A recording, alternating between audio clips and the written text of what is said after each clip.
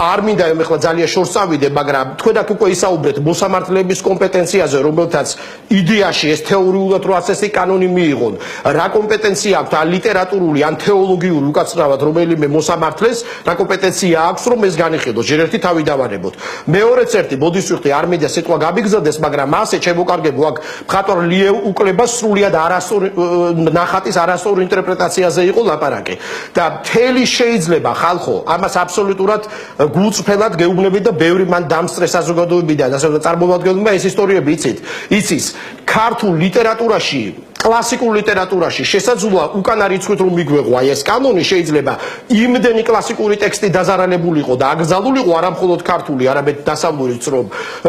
ყველა შეიძლებოდა დაჯარიმებულიყო და ყველა მოქცეულიყო ამ ცენზურის ჰიპოთეტიური ცენზურის ქვეშ მაგალითად არის სამწუხარო თქვა ძალიან უცნაური მე-18 საუკუნის პრეცედენტი რომელსაც პლატონიოსელი არის იხსენებს და სხვა ისტორიკოსებიც სადაც მაგალითად ისეთი დიდი მოვლენა ქართული ეკლესიისა და განმანათლებლობის ქართული განმანათლებლობისა, როგორც არის თუნდაც ანტონ კათოლიკოსი, ასეთ ფრაზას ამბობს ერთ ძალიან ცნობილ ტექსტზე. გეტყვით რა ტექსტია ეს? საწუხარ არს ამაოდ დაშვრა, ხოლო მეორე არქიეპისკოპოსი ტიმოთე გაბაშვილი ამავე ტექსტზე ამბობს, ესე არს ბოროტ ლექსთა დამწერი და გამხსნაოსანი ქრისტიანობის. ლაპარაკია ვეფხისტყაოსაზე, შოთა რუსთაველის. ანუ ეს ადამიანები, ნაკლებად ანტონ კათოლიკოსი, ტიმოთე გაბაშვილი უფრო, რომლებიც დოგმატური ასე ვთქვათ, სულისკვეთებით უდგებოდნენ რომელიმე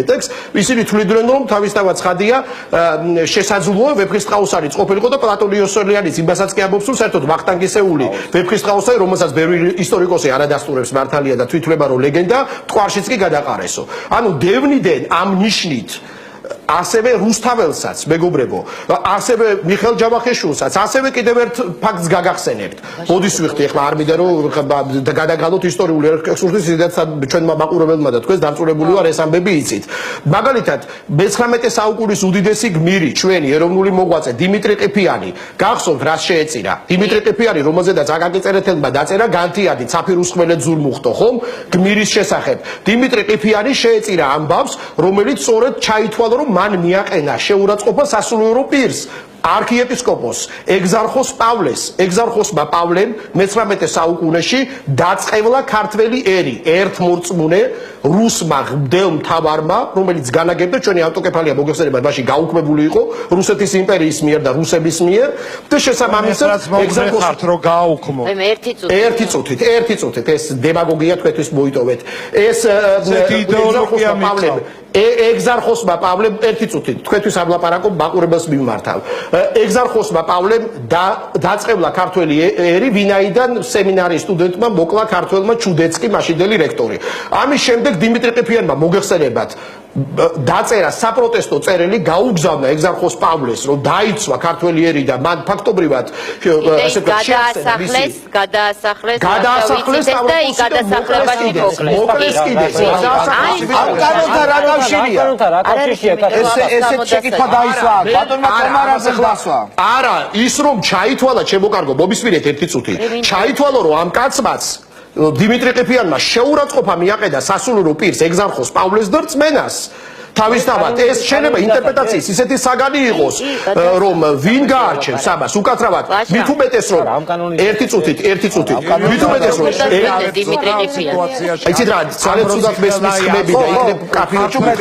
სიჩუმე თუ შეიძლება ლაშა აქ რა არის იცი შენ ექსკურსი ჩაატარებ ფრიად საინტერესო შეგიძლია მაგრამ ბატონი ტომარაძე მე ქართველი კალვინიც დაუძახე მას და არ მოეწონა იმას გავარო რას გავხართ თქვენ ვის გავხართ მე არა მითხრეს მეთქი რა გითხრეს ვის გავხართ აი ტიმროც ხო ხა ტიმროც ხო აი ესე უთხრეს და კალვინი არ მოეწოდა ტიმროტი უფრო მოწონს და მან თქვა რომ ეს ამ ჩემს კანონთან რა კავშირი აქვს იმ საშინელებებს რასაც შენ ლაპარაკობო ლაშაო არა მე ვიფიქრე რომ ეს კანონი დიმიტრი ყიფიანი ხო არ დაუჭირდა უკანა რიცხვით რომ ყოფილიყო და დიმიტრი ყიფიანის ამბავი რომ ასე ვთქვათ როგორც დღეს იტყვიან ბოდისვიხტი ბარბარიზმისთვის დიმიტრი ყიფიანის кейსიც შეიძლება ილაშა გასაგებია მაგრამ ბატონი დიმიტრი ერთიც მინდა ვკითხოთ ესე ჩემთვის ცოტა გაუგებარია ჩემთვის გაუგებარია ეხლა პიროვნულად არაფერს ვერჩი მაგრამ ვინ არის ბატონი ზვიადი ვის წარმოადგენს, რომელი კანონშემოქმედი არის, რა კანონი 11 კანონი აქვს დაწერილი. ვინ ლობისტობს, რატო არის ამ ხელა აჟიოტაჟი ამ საკითხის ჩემთვის არის გაუგებარი, რომელიც პირდაპირ მიუთითებს საქართველოს ასე ვთქვათ, სადღაც ასე ვთქვათ, გადაჰყავს ჩვენი ქვეყანა, სწორედ ბატონო ლაშა, ერთი წუთი ეხლა დემაგოგობა თავი დაანებეთ ძალიან თქო. ერთი წუთი სხვა საზოგადოების ინტერესების დაცვა განახორციელოს ჩვეულებრივად იგივე მოქალაქე? ერთი წუთი ეხლა დემაგოგობს ეხლა დემაგოგობს. ხოდა გაიგო რომ თქვენ საფრთხაც უქმნით თქვენაირები, თქვენაირი უკაცრავად და ფარისებლები პირდაპირ ვიტყვი, შეურაცხყოფაზე გადადიხართ. და ხართ უზრდელი ხართ ეხლა. ეს კრემლის კგბ-ს პროპაგანდაც ცდილობს რომ საქართველოში გააკეთოს რომ ხელოვნურად აღიზიანებთ ხალხს თქვენაირები სწორედ ეხლა ერთი უნდა გავწი აუცილებლად უნდა მოდა ასე არა